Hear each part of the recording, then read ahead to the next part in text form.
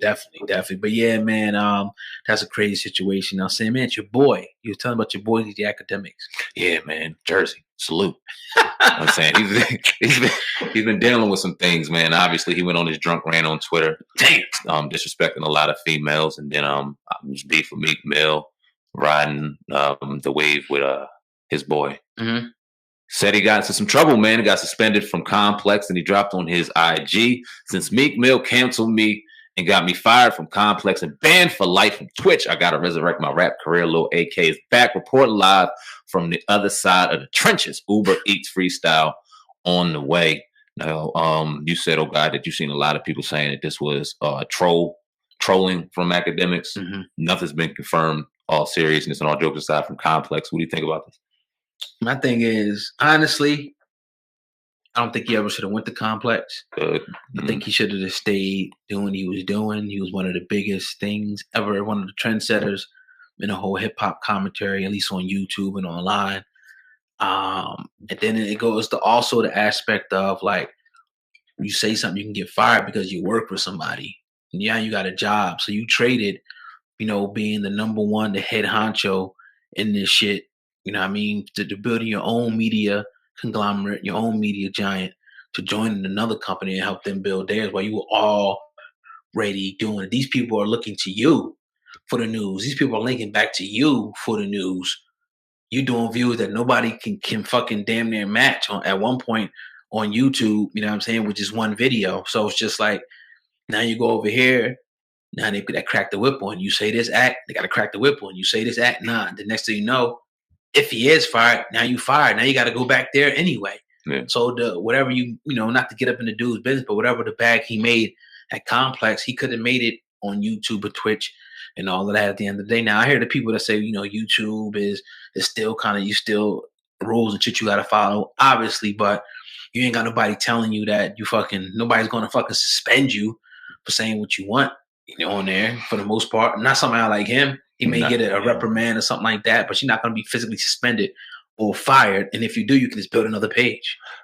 Akademiks was a one-man wrecking crew when this shit came out. Right. And you hear any celebrity that you hear talking shit about Akademiks, follows Akademiks, watches his every move, watches his every video, knows exactly what he does. If you tell me what that is, that's a fucking supporter. Whether it's good or bad, as long as they watch, we good. Mm-hmm. And he has every hip-hop artist in the game watching him, and he built that strictly off of what he did in YouTube. I couldn't agree with you more. Oh God, I was thinking the same thing. You should have never even went over to Complex. Right. You should have never even went over and did certain deals with certain people and got your voice kind of stripped away in a certain aspect, if in fact this is true, because you had it all to begin with. I heard something with Joe Budden, what he was doing, the show with him now that Wayno's doing. I forgot what the joint is called. No disrespect to Wayno, because that's our dude. Everyday Struggle. Everyday Struggle. Yeah. And what's her name? Daneska? I guess. Daneska, shout out to the young lady too. I apologize. We don't watch it, but Joe Budden was on there, and he was like, I talked to Akademiks. I told him, listen, we need to ABC, parlay this joint independent, come with a deal where we own it, and a little laziness crept in. Mm-hmm. You know what I'm saying? So I don't know if he had it in him as far as a work ethic perspective to go ahead and do those extra hurdles and dot those extra I's and cross those extra T's to take care of the business to get to the bag. He had to go do the lazy shit and sign it. Not that what they're doing is lazy, but for him, if he would have did it the right way, he could be doing what he's doing now.